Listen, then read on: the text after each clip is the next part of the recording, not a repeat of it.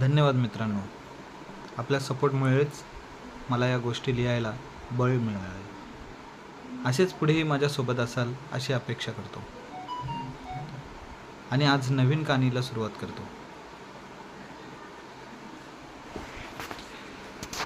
Nanda delivery होऊन 2 महिने झाले असतील.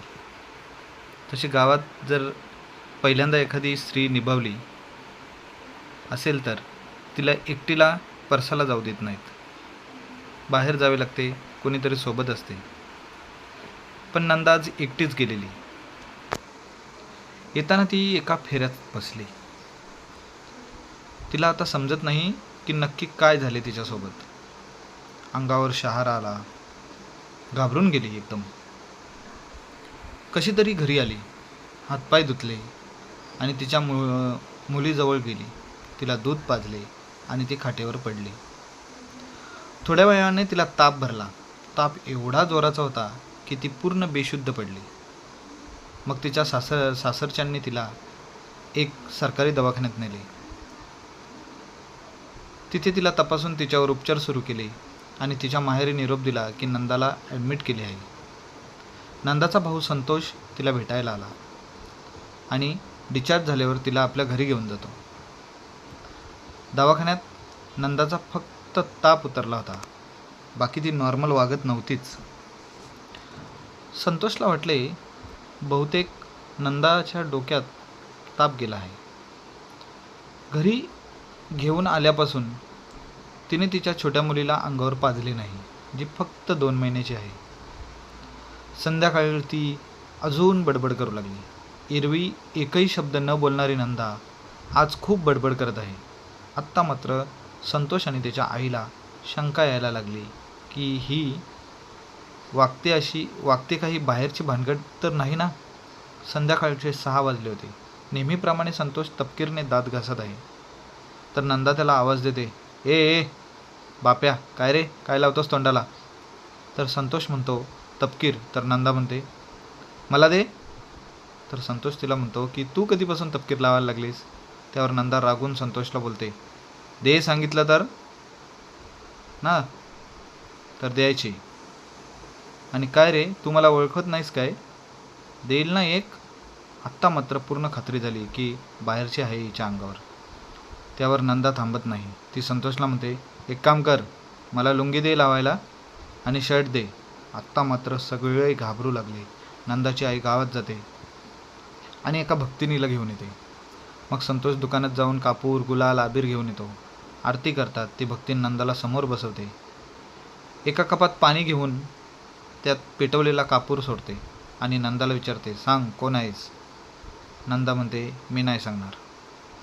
मग ती भक्तीन कापूर पेटवते आणि गपकन स्वतःच्या तोंडात टाकते आणि नंदाच्या कानात फूक मारते.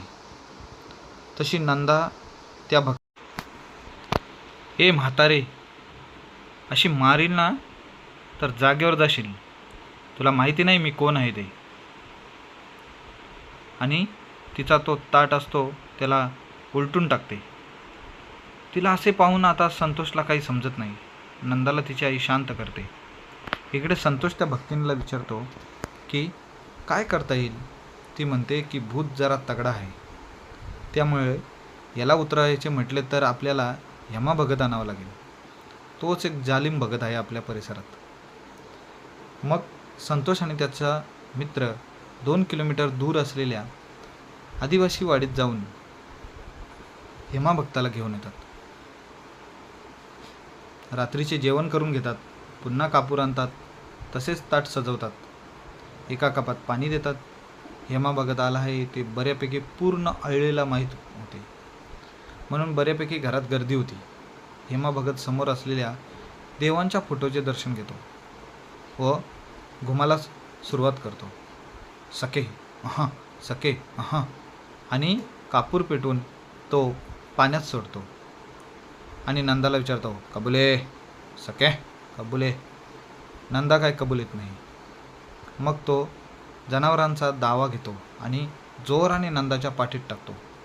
पण नंदा काय हो काय नाही आणि चू काय नाही करत. मग तो आणखी कापूर पेटवतो पुन्हा जोरजोराने घुमून नंदाला विचारतो, ए चाल लवकर सांग, कोण आहेस, किती जणांसोबत आहे, बोल. पण नंदा काय बोलत नाही. शेवटी 2 धावा नंदाच्या पाठीत आणतो. तशी नंदा बोलू लागते की बाया आहेत. तो म्हणतो, कशाला आले आहेत. तर नंदा म्हणते, आमच्या फेरीत सापडली आहे. मग हेमा बघत विचारतो, कशा जाणार. तर नंदा बोलते की वाटी द्यावी लागेल खोबऱ्याची. अजून कोण आहेत सोबत. हेमा बघत विचारतो. वहिनीची आई आहे, संतोषची सासूबाई, नंदा सांगते. मग कशा जाल बघत विचारतो. भाताचा मुटका, नंदा सांगते. अशी वेगवेगळी 3-4 नावे ती घेते. मग पुन्हा हेमा बघत कापूर पेटवतो, पाण्यात सोडून बोलतो, चाल अंग मोकळे कर. तर नंदा नाही बोलते.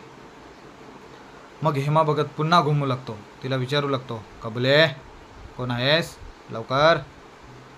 पण नंदा काही उत्तर देत नाही. मग तो नंदाच्या पाठीत 3-4 दावे हाणतो. आत्ता मात्र नंदा चेचलली आहे. ती त्याला बोलते, ए हेम्या, तुला माहिती नाही मी कोण आहे. तुला आता भस्म करेल. जनावरात चरत असतील ना तर मी असाच मारायचो. तू काय मला धमक दाखवतो काय. बसलेले सगळे घाबरून गेले. हेमा भगत पुन्हा विचारतो की तू या झाडात कसा आलास.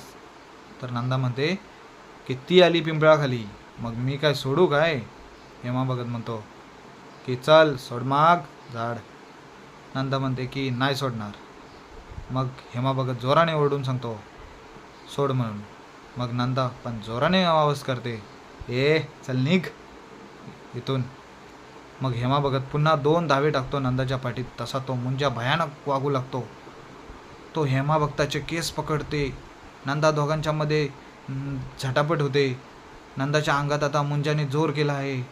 तिने हेमा भक्ताच्या केसांना हात घातला आहे. त्याला समजत नाही की यातून सुटका कशी करायची. मग तो सोड सोड बोलू लागतो. काही वेळानंतर तिने त्याचे केस सोडले. तसा त्याने त्याचा घाशा गुंडाळला. नंतर नंदा थकून गेलेली असते.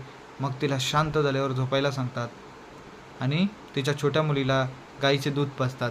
सकाळी ही खबर गावातील एका जालिम भक्तिनीला माहिती पडते आणि ती तडक संतोषच्या घरी येते. सगळे नुकतेच उठलेले असतात. रात्री झोपायला उशीर झालेला असतो.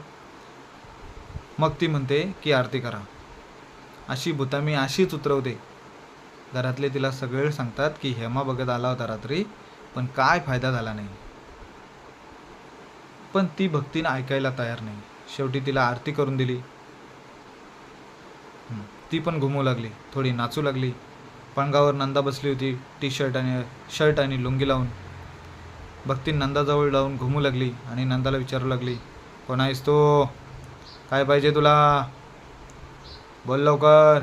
असे 2-3 वेळा बोलल्यावर नंदाने 1 लाथ तिच्या मारली. तशी भक्तीन 2 कोलांड्या उड्या मारून कोण्याला पडली आणि तीच बडबड करू लागली, बाई बाई बाई, हे बेकार आहे, आपल्याला काय कोलणार नाही, आणि पळून गेली. आता नंदाला एक मुसलमान भक्ताकडे घेऊन गेलेत. त्याने काय मंत्रतंत्र केले काय माहिती, पण नंदा एकदम शांत झाली. येताना एकदम व्यवस्थित चालत आली. आल्यावर मुलीला अंगावर पाजले. तेव्हा सगळे बोलू लागले की मुंजा असेल तर मुसलमान लागतोच उतरावायला. धन्यवाद मित्रांनो, तुम्ही माझी कहाणी पाहिली, ऐकली, याबद्दल मी तुमचा आभारी आहे. अशाच कहाण्या मी तुम्हाला पाहण्यासाठी घेऊन येईल. फक्त तुमचा सपोर्ट पाहिजे. माझ्या या कहाण्या तुम्हाला आवडल्या तर नक्की लाईक करा, शेअर करा, कमेंट करा आणि सबस्क्राईब करायला विसरू नका. ही नम्र विनंती.